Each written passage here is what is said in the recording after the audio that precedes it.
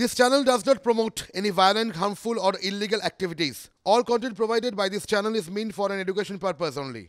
দেখুন, শুভেন্দু অধিকারী যখন সাংবাদিক বৈঠক করছেন তখন ফিরহাদ হাকিম, অরূপ বিশ্বাসের মতো সিনিয়র মন্ত্রীরা প্রেস কর্নারে গিয়ে সাংবাদিকদের বলেছিলেন যে মুখ্যমন্ত্রী 5 মিনিটের মধ্যেই বৈঠক শুরু করবেন। এবার শুভেন্দু অধিকারী কখন শেষ করবেন তারা জানতে চেয়েছিলেন। ন্যাচারালি সাংবাদিকরা তাদের জানিয়েছিলেন যে বিরোধী দল নেতা কতক্ষণ সাংবাদিক বৈঠক করবেন সেটা তো তার বিষয়, তারা কি করে জানবেন। এরপরেই কিন্তু মুখ্যমন্ত্রী সোশ্যাল মিডিয়ায় নিজের বক্তব্য রাখতে শুরু করে দেন। এটা ঠিক যে বিধানসভার স্পিরিট অনুযায়ী বিরোধীরাই প্রথমে বলার সুযোগ পায়, কিন্তু খোদ মুখ্যমন্ত্রী নিজের ওই প্রধান কার্যালয় যেটা তার প্রেস কর্নার ফাঁকা পেলেন না। এটা কিন্তু একটা নজিরবিহীন পরিস্থিতি। গত 11.5 বছরে আমরা দেখে এসেছি যে বিরোধীরাই কর্মসূচি পালনের অনুমতি না পেয়ে বিভিন্ন জায়গায় দৌড়চ্ছেন, কোর্টে ঠোঁটে গিয়ে অনুমতি আদায় করছেন। এটাই তো আমরা নিয়ম হতে দেখেছি। 2011 সালে এপিডিআর ধর্মতলার কাছে বিক্ষোভ দেখাতে চেয়ে অনুমতি পায়নি। মহাশ্বেতা দেবী প্রকাশ্য সাংবাদিক সম্মেলনের প্রশ্ন তুলেছিলেন তখন, এটা কি ফ্যাসিস্ট সরকার চলছে? ইতিহাসের চাকা কি ঘুরছে? মানে আজ রাজ্যের মুখ্যমন্ত্রী প্রেস কর্নার ফাঁকা পাচ্ছেন না। তিনি সেই অভিযোগটাই করছেন যেটা তার প্রশাসনের বিরুদ্ধে এই বিরোধীরাই হরদম করে থাকেন।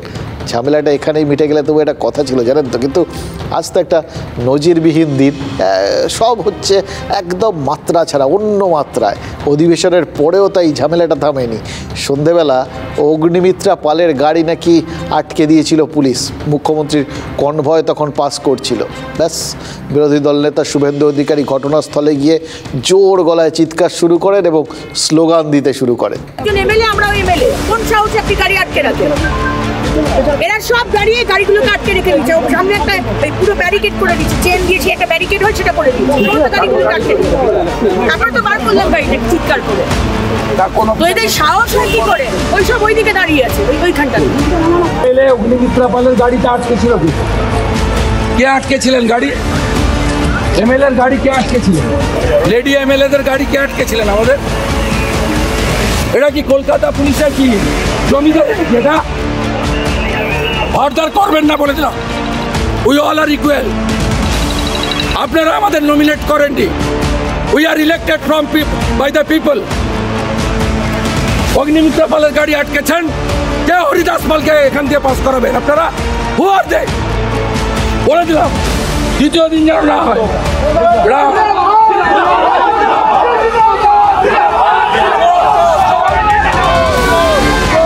গত অধিবেশনেই ধর্ণা পাল্টা ধর্ণা নিয়ে বিধানসভায় কিন্তু বিশাল ঝামেলা হয়েছিল। জাতীয় সঙ্গীত অবমাননার অভিযোগ, সেটা তো কোর্ট পর্যন্ত গেছে।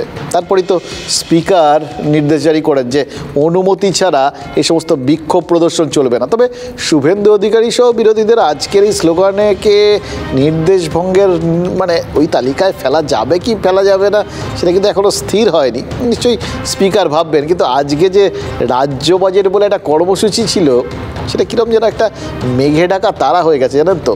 প্রতিশ্রুতি কিন্তু কম নেই। দেখুন, ভোটের মুখে মুখ চকচক করে উঠবে এরকম সব ঘোষণা হয়েছে, কিন্তু হরির লুট বিলোতেও তো পকেটে বাতাসা রাখতে হয়, সেটা আছে।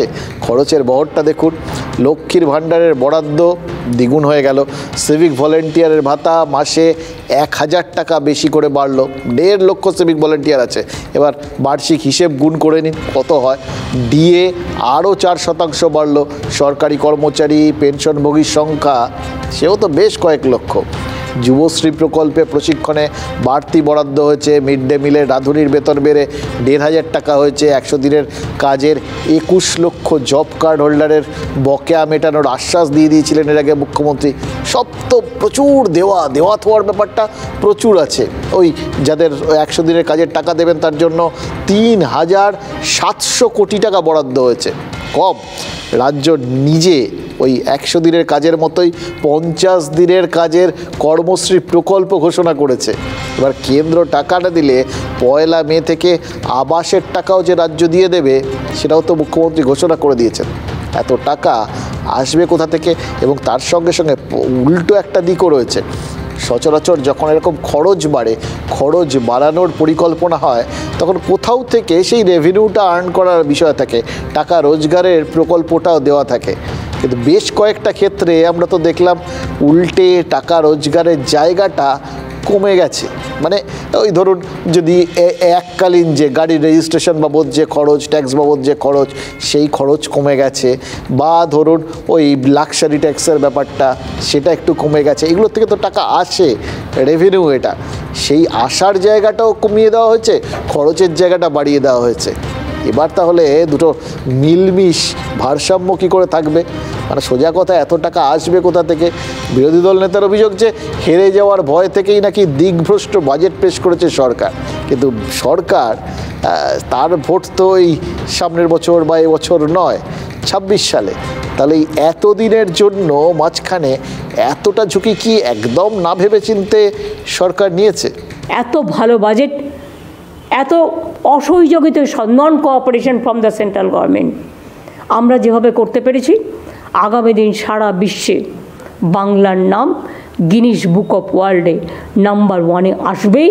এই বাজেট ভোটের প্রচার ছাড়া অন্য কিছু নয়।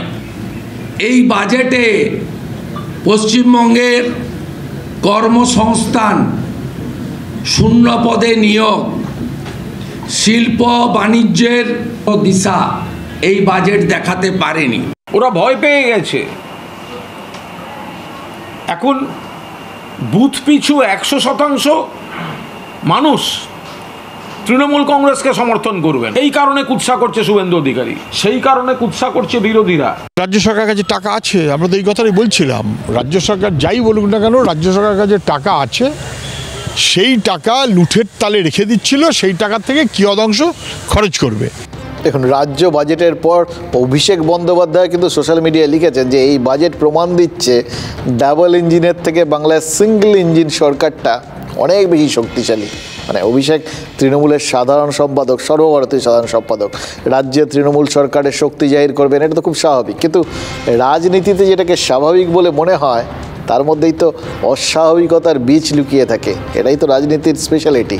এই যে রাজ্য সরকার বার্ধক্য ভাতা দিতে পারছে না বলে তিনি ডায়মন্ড হারবারে ভাতা মেটানোর দায়িত্ব নিয়ে নিলেন, সেটাও তো ওটাই ঘোষণা করেছিলেন যে সরকার মেটাতে পারছে না, তাই আমিই দিয়ে দেবো।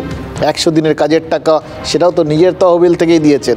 1002 শ্রমিক যদিও, কিন্তু তার এলাকার শ্রমিক, এবং সেক্ষেত্রেও সরকার দিতে পারছে না, তাই জন্য তিনি দিচ্ছেন। এবার সরকারের আজকের ঘোষণায় অভিষেক কি তার মানে ভারমুক্ত হলেন? মুখ্যমন্ত্রী 21শে ফেব্রুয়ারির থেকে এই 100 দিনের টাকাটা দেবেন বলে দিয়েছেন। এরপর রাজ্যের নিজস্ব ওই 50 দিনের ওই কর্মশ্রী প্রকল্পটা শুরু হবে। মমতা বন্দ্যোপাধ্যায় আজ বলে দিয়েছেন কেন্দ্র না দিলে 1 মে থেকে আবাস প্রকল্পের বকেয়া টাকাটাও মেটাতে শুরু করবে রাজ্য। মানে একদিক থেকে আপনাকে তো স্বীকার করতে হবে যে রাজ্য যখন খরচ করছে নিশ্চয়ই কোথাও থেকে রোজগার করছে, নইলে দেবে কোত্থেকে? টাকা তো আসতে হবে। তার মানে রাজ্য সরকারের হয় স্বাবলম্বী হওয়া হয়ে গেছে, অথবা স্বাবলম্বী হওয়ার কোনো একটা রাস্তা তারা বার করে ফেলেছেন। এবার রাজ্য যদি স্বাবলম্বী হয় তাহলে তো অভিষেকের কোথাও গিয়ে খুশি হওয়ারই কথা। তিনি কি সিঙ্গল ইঞ্জিন সরকারের গুরুত্বটা ওই জন্যই টের পেয়ে গেছেন। আর তাহলে অভিষেক 16ই ফেব্রুয়ারি তৃণমূলের ওই যে সাংসদ, বিধায়ক, বুথ সভাপতিদের নিয়ে বৈঠক করবেন, তার আগে আজ যেভাবে রাজ্যের প্রশংসা করলেন সেটাকে কিন্তু আমাদের মনে কোনো সন্দেহ নেই যে তৃণমূলের ভোটের আগে, লোকসভা ভোটের আগে আর কি, তৃণমূলের এই যে ডাবল ইঞ্জিন, এই দুটো সমানভাবে তার মানে সক্রিয় হচ্ছে। কিন্তু একটা কথাই শুধু মাঝখানে মনে হচ্ছে, জানেন তো, এই যে বেশ কিছুদিন নিজেকে গুটিয়ে রেখেছিলেন, হঠাৎ করে অভিষেক বন্দ্যোপাধ্যায় কি এমন হলো যে সামনের সারিতে উঠে এলেন? তাহলে কি তিনি বুঝতে পারছিলেন যে আড়ালে চলে যাওয়া মানে কোথাও গিয়ে প্রাসঙ্গিকতা হারানো? ঠিক যেভাবে রাজ্যে রাজনীতি আর রাজ্যে তৃণমূলের সংগঠনে ইদানিং বেশি মন দিতে হচ্ছিল বলে তৃণমূল নেত্রীর হয়তো মনে হচ্ছিল যে জাতীয় রাজনীতিতে সেভাবে সময় দেওয়া যাচ্ছে না, কিন্তু তারপরেই তার নিশ্চয় মনে হয়েছে যে এই যে সময় দিচ্ছেন না, জোট থেকে বেরিয়ে আসছেন, জোট টোট নিয়ে বিশেষ বার্তা নেই, ওগুলো নিয়ে উৎসাহ দেখাচ্ছেন না, এটা করলে কি কোথাও গিয়ে জাতীয় রাজনীতিতে তিনি প্রাসঙ্গিকতা হারিয়ে ফেলবেন? এটা কি মনে হয়েছিল? তাই কি একেবারে সঠিক সময়ে আবার জাতীয় রাজনীতিতে মনোনিবেশ করতে শুরু করেছেন? তার পুরনো ফর্মুলা, কিন্তু সেটাই নতুনভাবে পেশ করেছেন। ওই বলেছেন আঞ্চলিক দলগুলো নিজের মতো করে লড়ে তারপর তারা ভোটের পর ঠিক করবে।